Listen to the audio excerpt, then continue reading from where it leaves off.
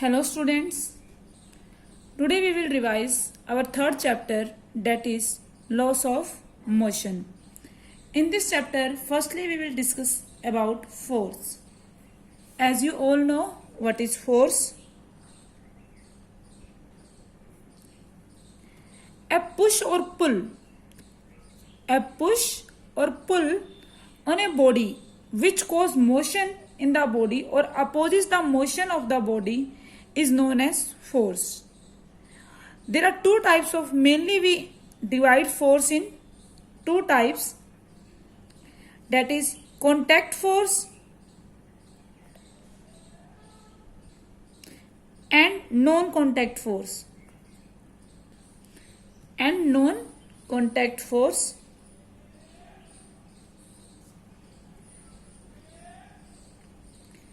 Contact forces are those forces which are applied on bodies by making a physical contact. अगर हम body के साथ physical contact करके कोई फोर्स अप्लाई कर रहे हैं बॉडी में, तो वो क्या होता है हमारा कॉन्टैक्ट फोर्स. लाइक और frictional force. Frictional force is example of contact force. अगर आप और भी एग्जांपल देना चाहते हैं, बॉक्स है कोई मान लो, और इस बॉक्स पे मैंने क्या किया, फोर्स अप्लाई किया इस वे से, तो ये भी किसका एग्जांपल है, एक कॉन्टैक्ट फोर्स का, क्योंकि हम इसके साथ क्या है, फिजिकल कॉन्टैक्ट में body. Another type of force that is non contact force. Non contacted forces are those force which experienced by body even without being physical contact with them. अगर body उसके साथ फिजिकल कॉन्टैक्ट में भी नहीं है, तब भी ये फोर्स क्या होते हैं, अप्लाई होते हैं. Like when force can also be applied from a body from some distance. When non-contact force can applied on a body from a distance without making the actual contact with the body. Let us take an example. A ball, like this is a ball. We can say that a ball dropped from rest and fall towards the earth. This is earth.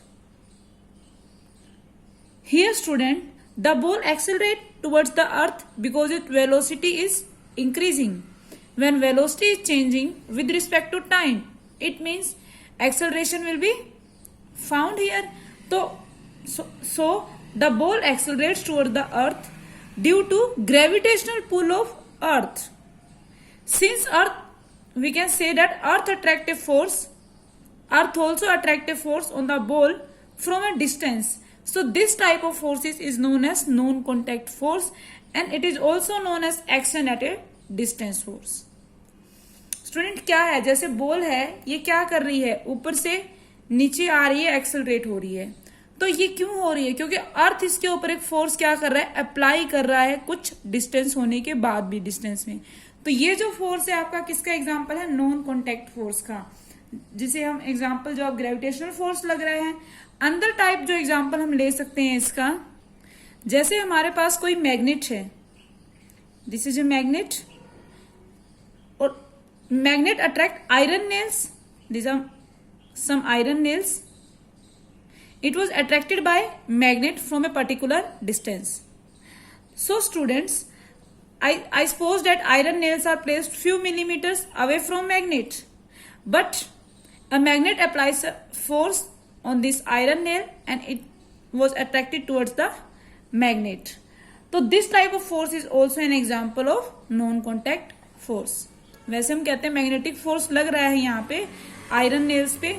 आप और भी example इनके लेना चाहते हो तो आप अगर एक बैलून लो, उसको अपने हेयर्स पे रब करो, और रब करने के बाद उसको क्या करो, छोटे छोटे क्या करो, पेपर के पीस रख दो, और रब करने के बाद बैलून को अपने हेयर से जब पेपर के पीस के पास लेके जाओगे तो आप देखोगे जो पेपर के पीस हैं वो क्या हो जाते हैं, उससे चिपक जाएंगे.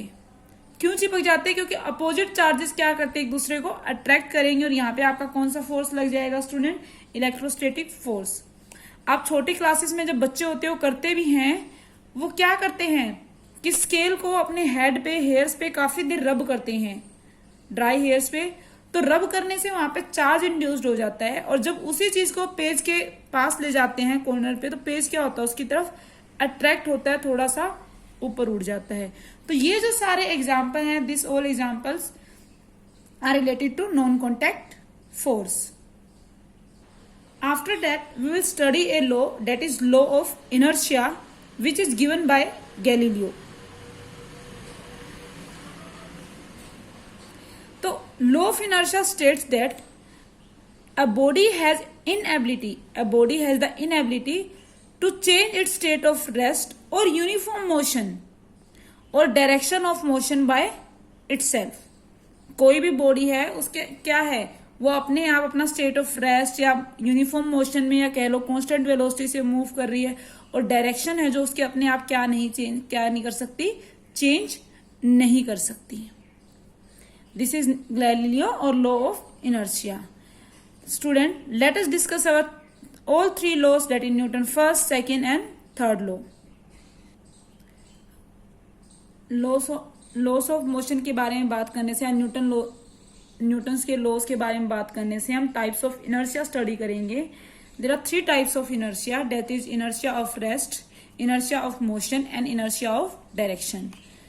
लेकिन आपके सिलेबस में आपको दो ही तरह की इनर्शिया पढ़नी है। Late us discuss firstly about inertia of rest.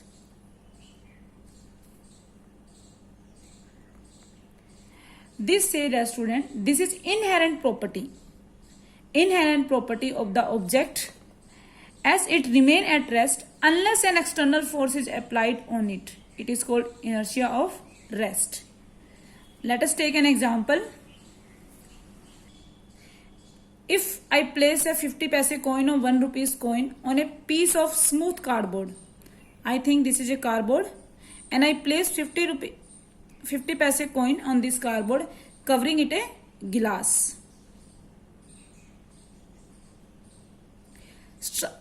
If we strike the cardboard with our finger like this, the cardboard flies away. Cardboard will flies away and the coin falls down into the glass.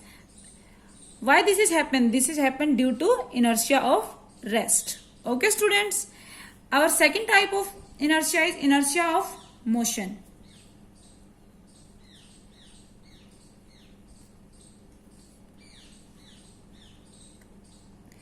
It says that any body in state of motion continue in state of motion with same or constant speed in the same direction in straight line unless an external force is applied on it. Okay students, कोई body अगर motion में है या constant velocity से चल रही है, constant speed से सेम डायरेक्शन में, वो तब तक अपनी क्या है, अपना मोशन की क्या डायरेक्शन चेंज या स्पीड चेंज नहीं कर सकती जब तक हम उसके ऊपर कोई एक्सटर्नल फोर्स नहीं लगाएंगे। You have seen many example of inertia of motion in your day to day life, like when a boy or we can say passenger fall backwards. आप देखते हो कि जब हम कोई भी बस अचानक रुकती है सडनली, तो हम देखते हैं जो उसके पैसेंजर्स हैं सारे बस के, वो क्या होते हैं, बैकवर्ड फॉल होते हैं। मान लो ये बस है, सडनली क्या हुई, स्टॉप हुई, या तो आप देखोगे इसके सारे पैसेंजर क्या होते हैं, फॉल बैकवर्ड। तो we can say that like the passengers fall backward when a fast moving train or a fast moving bus stop suddenly. This is not happen in train, but in bus we can see it clearly. This is because, why this is happening, because the lower part of the body like this of the boy or we can say that passenger comes into the rest along with bus, but the upper part of the body, like this is upper part of the bodies, due to inertia of motion continue to move forward. Okay students. Next student, Newton first law of motion.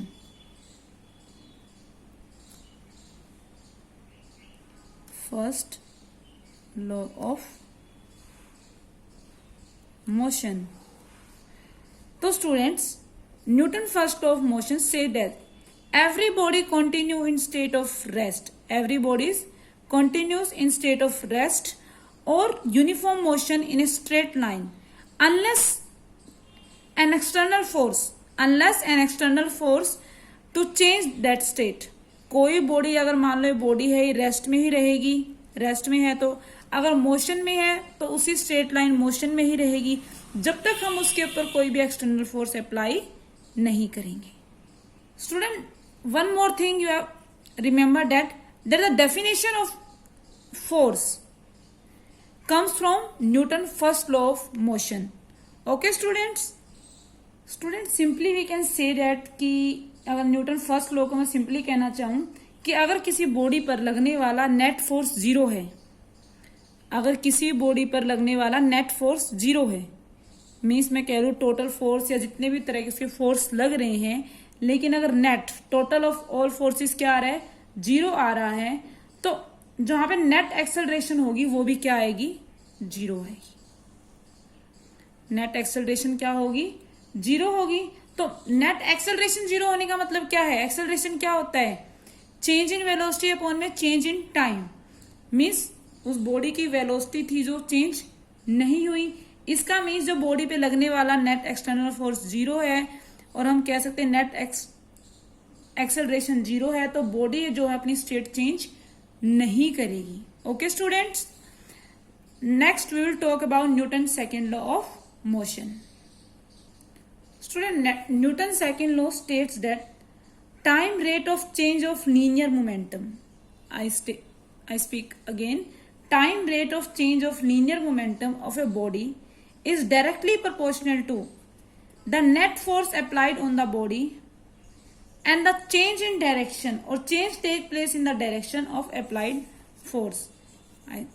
जो आपका force है वो क्या है, directly proportional है rate of change of momentum. Momentum क्या होता है स्टूडेंट, मास इनटू में वेलोसिटी, तो क्या होगा, ये डायरेक्टली प्रोपोर्शनल है rate of change of momentum के। अनदर इसकी जो डेफिनेशन आई थी, शॉर्ट में बात कर रहे हैं, मास इनटू में एक्सेलरेशन, यही आई थी। मान लो हमारे पास क्या है स्टूडेंट्स, कोई बॉडी है जिसका मास m है और ये इनिशियल वेलोसिटी u से क्या कर रही है, मूव कर रही है। अगर मैंने इसके ऊपर फोर्स लगाया तो फोर्स लगाने से क्या होगा, at a particular time t के बाद हमने देखा कि बॉडी क्या है, उसकी वेलोसिटी क्या हुई, इंक्रीज होके v हो गई एट टाइम t फाइनल। तो फोर्स लगने पर हम देखते हैं कि वेलोसिटी क्या है, कि फोर्स जब तक लगती रहेगी वेलोसिटी क्या है, जब तक आपकी चेंज हो रही है। तो क्या हुआ, हमने देखा जब तक फोर्स लग रही है हमारी वेलोसिटी चेंज हो रही है, अगर मैं फोर्स को हटा लूं तो मेरी वेलोसिटी क्या होगी स्टूडेंट्स, यहाँ पे चेंज नहीं होगी। अनदर इंपॉर्टेंट थिंग स्टूडेंट, इस रिलेशन से जो आपको F = m में देख रहे हो, न्यूटन सेकंड लॉ का पर्टिकुलर केस है, क्योंकि हम ये नहीं मान सकते कि हर जगह सही है। आप ये नहीं कह सकते ये रिलेशन कब सही है, F = ma आपका रिलेशन तभी सही है जब मास कांस्टेंट है। अगर आप मास कांस्टेंट लिया है तो ये सही है, इट इज राइट, बट अगर मास कांस्टेंट नहीं है तो ये रिलेशन जो आपका है वो सही नहीं होगा। ओके क्योंकि स्टूडेंट यू थिंक दैट कि हाँ भाई बुक में कह दिया कि कोई पार्टिकल है, अगर उसकी speed comparable to speed of light होगी, उसी केस में हम क्या कह रहे हैं, मास के साथ साथ वेलोसिटी इंक्रीज हो रही है। अगर इसका एग्जांपल देखना है रॉकेट, अगर रॉकेट का स्टूडेंट हम एग्जांपल लेते हैं तो वहां पे आपका मास क्या नहीं रहता, ये मैंने मान लो रॉकेट बना दिया, कांस्टेंट नहीं रहेगा। क्योंकि क्या होता है जब रॉकेट ऊपर जाता है, जब रॉकेट मान लो ऊपर जा रहा है तो एग्जॉस्टेड गैसेस जो होंगी, यहाँ से जो गैस आप देख रहे हो नीचे में काफी गैस आप देखते हो, जब मूवीज वगैरह में टीवी में भी दिखाया जाता है, यहाँ गैस निकलती हैं, जो एग्जॉस्टेड गैसेस निकलती हैं, ये क्या है एग्जॉस्टेड गैसेस जो निकल रही हैं, ये एग्जॉस्टेड गैसेस स्टूडेंट फ्यूल से निकल रही है। फ्यूल क्या है, एक तरह से फ्यूल मास ही है, जो उसके अंदर फ्यूल भरा गया हो एक तरह से क्या है, मास। मीन्स जब रॉकेट ऊपर जाता है तो उसका मास लगातार चेंज होता रहता है। क्यों, क्योंकि फ्यूल क्या है, जैसे जैसे रॉकेट ऊपर जाएगा फ्यूल क्या होता जाएगा, खत्म होता जाएगा और वो गैस के फॉर्म में बाहर आएगा। फ्यूल क्या होता है, जैसे जैसे रॉकेट ऊपर जाएगा स्टूडेंट जो फ्यूल है वो क्या है, खत्म होता जाएगा, कम होता जाएगा। फ्यूल जल रहा है, आप कह दो एनर्जी दे रहा है हमें, तो क्या है जो गैस के फॉर्म में बाहर आ रहा है फ्यूल, तो उस केस में हम देखते हैं वहां पर हमारा मास क्या है, कांस्टेंट नहीं रहता उस केस में। तो हम वहां पे क्या लिखते हैं, जो ये आपका रिलेशन है ये वाला, जैसे F = m में, ये वहां पे क्या होगा, वैलिड नहीं होगा। Okay student, remember this thing. Student, there are many application of Newton's second law. I have discussed one application that glassware and chinawares are wrapped in straw pieces before transportation. आप देखते हो जो आपके kitchen में बर्तन है, utensils गिलास के जो भी हैं या चाइनी मिट्टी के जो बने होते हैं, डिनर सेट वगैरह, यह सीन दैट उनको पहले क्या कर देते हैं, रैप्ड कर देते हैं स्ट्रॉ पीसेस से. क्यों करते हैं? Because student during transportation, you see during transportation that glassware and chinawares may break if they collide with each other, or even they will fall.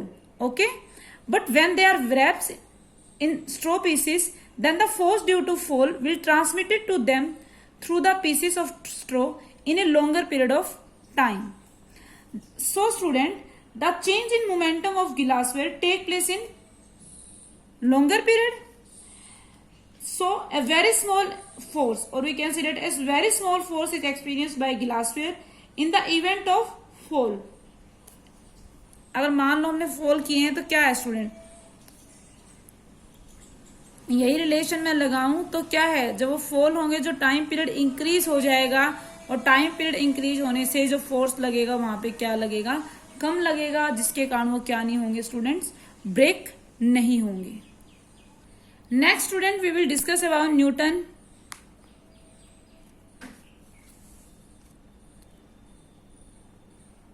third law of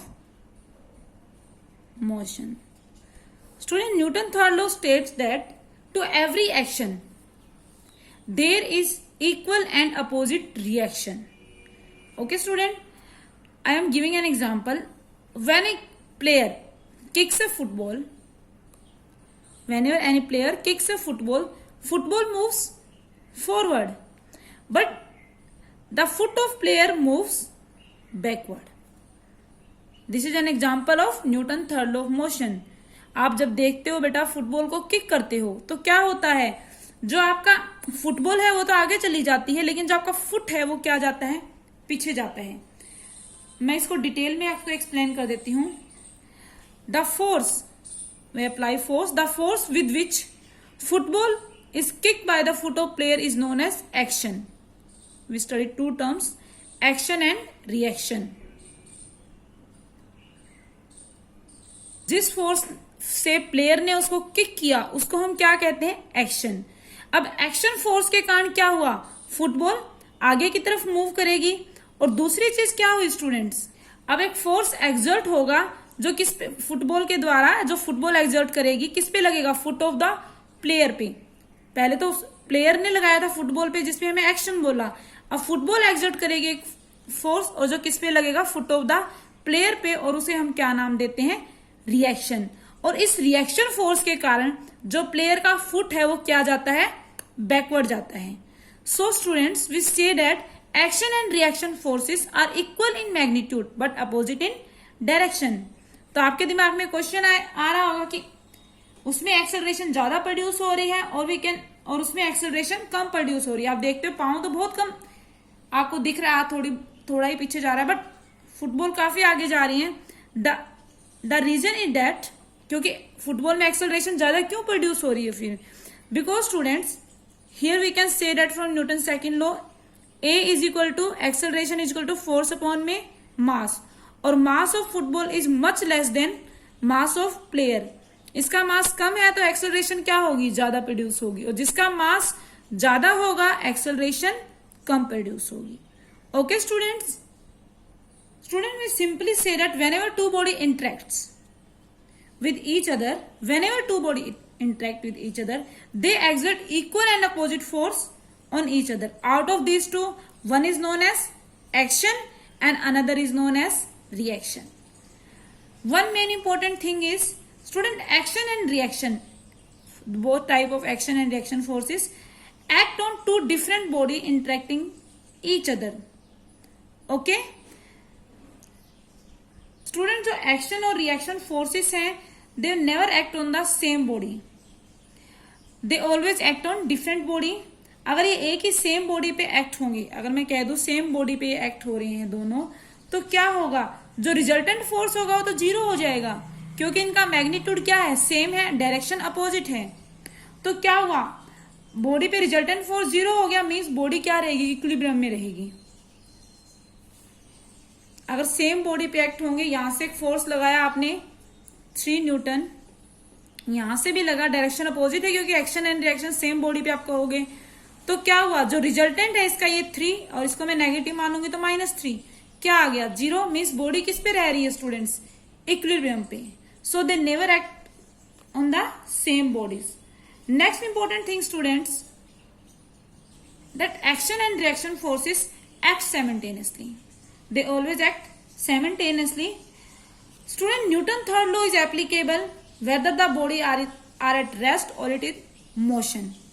कोई भी condition हो, rest पे हो body या फिर motion पे हो, your Newton second law is always valid. Sorry student, Newton third law. Student, next topic is about gravitation and in that topic we will discuss about universal law of gravitation. Student, let's say that each mass particle of the universe attract other mass particle. Universal that law of gravitation is that the force of attraction between two bodies, let this is a body A and this is body B, is directly proportional to product of their masses. Here the gravitational force is directly proportional to product of their masses. Suppose mass of this body is m1 and mass of this body is m2 and distance between them is r. So gravitational force is directly proportional to product of their masses and inversely proportional to square of distance between them. जब हम proportionality sign students remove करते हैं, यहाँ पे क्या आ जाता है, आपका एक कांस्टेंट आ जाता है जिसको हम नाम देते हैं यूनिवर्सल ग्रेविटेशनल कांस्टेंट, G से रिप्रेजेंट करते हैं, और m1 m2 अपॉन में r²। Okay students, in this topic we have studied that whenever any object fall towards the surface of earth, then in that condition there exists a force of attraction between the object and the earth. That force is known as force of gravity. Okay student, यहाँ पे आपका topic ये पूरा हो गया। आपको अगर कोई डाउट है you can ask to me. Student, आप मुझे यूट्यूब पे कई बार जैसे बच्चों के आ रहे हैं कि मैम न्यूमेरिकल बता दो। स्टूडेंट, आप मुझे मैसेज करो मेरे पर्सनल नंबर पे, व्हाट्सएप नंबर पे, तो मैं आपको उसका क्या करूंगी, वीडियो बना के छोटा सा सिर्फ आपको ही सेंड कर दूंगी जिसको उसकी नीड है। तो आप जिसको भी डाउट थी किसी न्यूमेरिकल में या किसी चीज में, तो वो क्या करेगा, मुझे मेरे पर्सनल नंबर पे व्हाट्सएप कर देगा। Okay student.